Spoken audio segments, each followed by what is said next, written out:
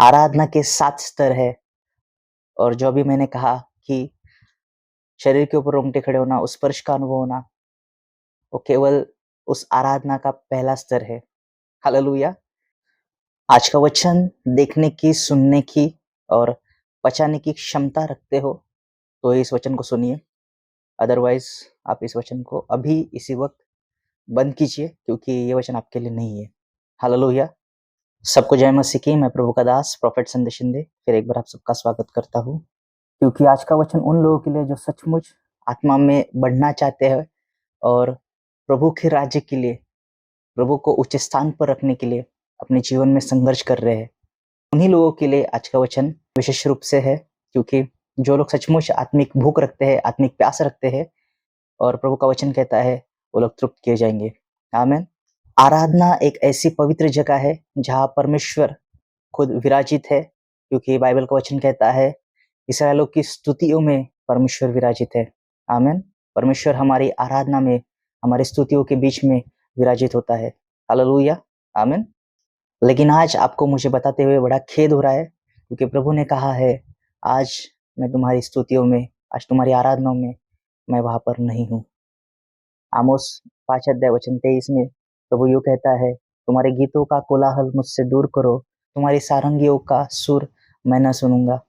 आज मैं तुम्हारी आराधना में, आज तुम्हारे स्तुतियों के बीच में मैं नहीं हूँ, क्योंकि उस आराधना का, उस स्तुति का केंद्र बिंदु आज परमेश्वर नहीं है। 90% से भी ज़्यादा लोग आज आराधना क्या है और आराधना कैसी होनी चाहिए नहीं जानते। और जो 10% मैं बच्चों की बात कर रहा हूँ, वो आराधना तो करते हैं। आराधना के बारे में जो रहस्य है, आराधना के विषय में जो प्रकाशन है, एक सच्ची आराधना, एक सामर्थ भरी आराधना क्या होती है, अब तक उनको नहीं पता। अब बड़े ध्यान से सुनिए। 99% लोगों को ये लगता है कि आराधना कर समय हम जब गाना गा रहे हैं, हम परमेश्वर की स्तुति कर रहे हैं, उस वक़्त हमारे शरीर के ऊपर रोंगटे खड़े होना, हमें ठंडी लगना या फिर एक स्पर्श का अनुभव होना। उस स्पर्श को हमने पा लिया, मतलब हम अच्छी आराधना कर रहे हैं। हम आराधना के एकदम ऊँचे लेवल पर पहुँच गए। हालेलुया! ये आपकी गलत थियोलॉजी है, ये आपकी गलत सोच है, जिस गलत सोच के कारण आत्मा में आप नहीं बढ़ पा रहे हैं। आमीन। लेकिन आज मेरा दावा है, आज इस प्रकाशन को सुनने के बाद आपकी आत्मिक आँखों को परमेश्वर छुएगा और आपकी आत्मिक आँखों को इतना प्रज्वलित करेगा कि आप सच को देख सकें। आमीन। आपने असली आराधना को अभी तक नहीं जाना है। एक्चुअल में जब आप आराधना कर रहे हैं, जो आपको स्पर्श हो रहा है, वह आराधना का पहला स्तर है। वहाँ पर पवित्र आत्मा आपका कंट्रोल ले रहे हैं, आपकी अगुवाई कर रहे हैं और वहाँ पर पवित्र आत्मा होने के कारण वहाँ पर स्वर्गदूत आते हैं और आपके भीतर खड़े होकर वह भी परमेश्वर की स्तुति और आराधना में शामिल होते हैं। उनकी उपस्थिति के कारण आपको वो स्पर्श का अनुभव हो रहा है। आमीन। हालेलुया! इसके कारण आपके रोंगटे खड़े हो रहे हैं, इसके कारण आपको एक स्पर्श का अनुभव मिल रहा है और आपको लग रहा है कि मैंने हासिल कर लिया। हालेलुया! क्योंकि बाइबल में लिखा है, रोमियो उसके 8 अध्याय वचन 26 में, पवित्र आत्मा हमारी दुर्बलता में आहे भर-भर कर हमारे लिए विनती करता है, क्योंकि हम नहीं जानते हम किस रीति से प्रार्थना करें। हालेलुया! लेकिन आप में से बहुत से लोग पहले स्तर पर भी नहीं पहुँचे हैं। हालेलुया! इस्राएलियों की तरह जैसे निवास मंडप के बाहर लोग खड़े रहते थे, उनकी तरह ही बाहर खड़े रहकर ही हालेलुया, हालेलुया, आराधना, आराधना करते खड़े रह रहे हैं। अपनी भेंट तो लाए हैं, परमेश्वर के पास जाना तो चाहते हैं, लेकिन फाटक के अंदर भी नहीं जा पा रहे। हालेलुया! उस आराधना के पहले स्तर तक भी नहीं जा पा रहे।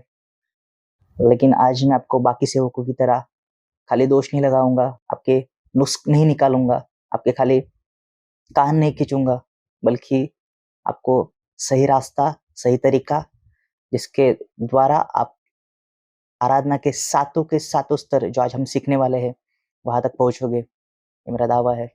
आमीन। क्योंकि मैं कुछ भी ऐसे ही बताने के लिए यहाँ पर नहीं बैठा हूँ।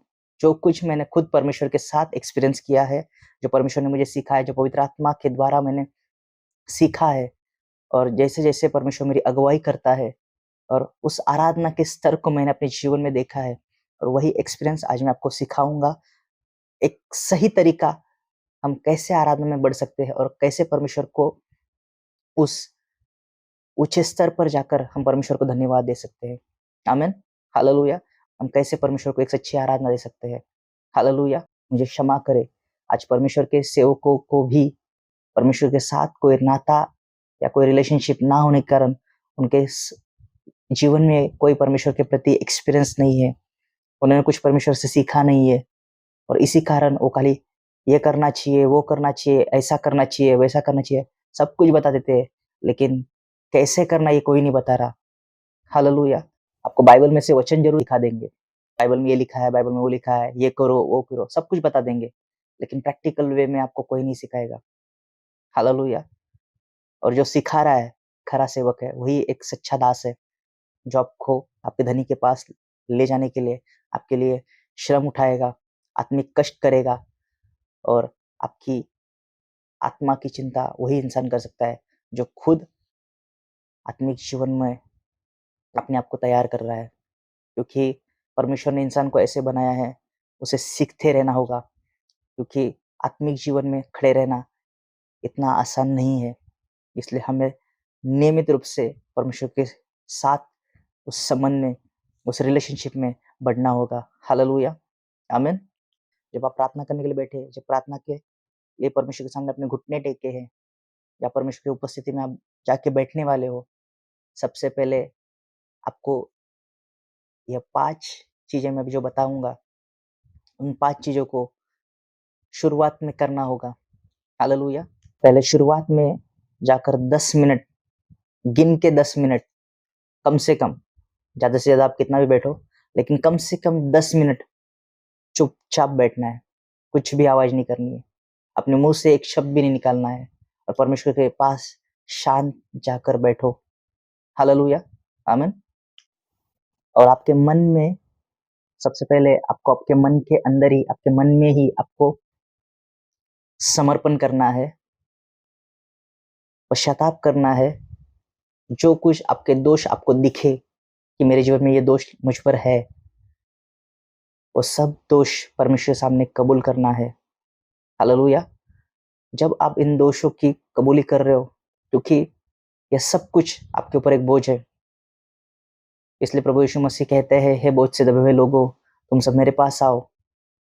हालेलुया, आमीन। क्योंकि परमेश्वर नहीं चाहता कि आप एक बोझ लेकर उसके सामने रोते करते उसकी आराधना करो।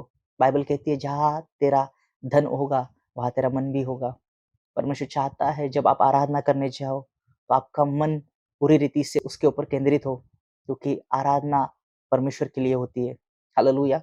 और उस समय परमेश्वर नहीं चाहता कि आप कोई बोझ लेकर उसके पास बैठो, क्योंकि वह उसका समय है कि आप कोई बोझ लेकर बैठोगे, आप आराधना करने जाओगे, आप बीच में डिस्टर्ब हो जाओगे, क्योंकि आपका बोझ आपको याद आएगा और बीच में ही आप पश्चाताप करने लगोगे।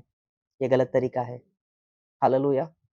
जब आप आराधना कर रहे हो, इसलिए मैंने कहा आराधना की शुरुआत में 10 मिनट कम से कम कुछ मत बोलिए, अपने मन के अंदर समर्पण कीजिए, मन के अंदर पश्चाताप कीजिए। जो भी दोष आपको आपके अंदर दिख रहे हैं, उन दोषों को परमेश्वर के सामने कबूल कीजिए, क्षमा मांगिए और अपने सारे बोझ को प्रभु को दे दीजिए। और जब आपको रियलाइज हो कि मेरे अंदर एक शांति आ रही है, मैं अंदर से शांत हो गया हूँ, मैं अंदर से हल्का हो गया हूँ, तब आपको आपके शब्दों द्वारा परमेश्वर को स्तुति देना शुरू करना है, उसको धन्यवाद देना शुरू करना है, उसको थैंक्स कहना शुरू करना है। और इतना करने के बाद आपको उस स्पर्श का अनुभव होना चालू हो जाएगा, आपके ऊपर रोंगटे खड़े होने चालू हो जाएंगे, क्योंकि वह वो स्तर है जहाँ पर पवित्र आत्मा आपकी अगुवाई करना शुरू करेंगे। आमीन, हालेलुया। ये पहला स्तर है। आमीन। और जब आप इस पहले स्तर को क्रॉस कर कर आगे जा रहे हो, उस दूसरे स्तर में पवित्र आत्मा, परमेश्वर की इच्छा, उसकी मर्जी आपके अंदर रिवील करेंगे, आपके स्पिरिट के अंदर आप महसूस करोगे, आप जानोगे, आपको काफी प्रभाव के साथ पवित्र आत्मा प्रभु की इच्छा, परमेश्वर की मर्जी आपके ऊपर लाएंगे, जाहिर करेंगे। और यह वो समय है जहाँ पर पवित्र आत्मा आपको परमेश्वर का हृदय दिखाएंगे, परमेश्वर का मन आपको बताएंगे। आमीन, हालेलुया। क्योंकि परमेश्वर की आत्मा ही है जो परमेश्वर का मन जान सकती है। आमीन। और यह बहुत ही ज्यादा महत्वपूर्ण स्तर है, क्योंकि जब आपके ऊपर परमेश्वर की मर्जी जाहिर होती है, उस समय आपका काम केवल यही होगा कि आप अपनी बुद्धि का उपयोग केवल परमेश्वर की मर्जी के ऊपर लगाएं।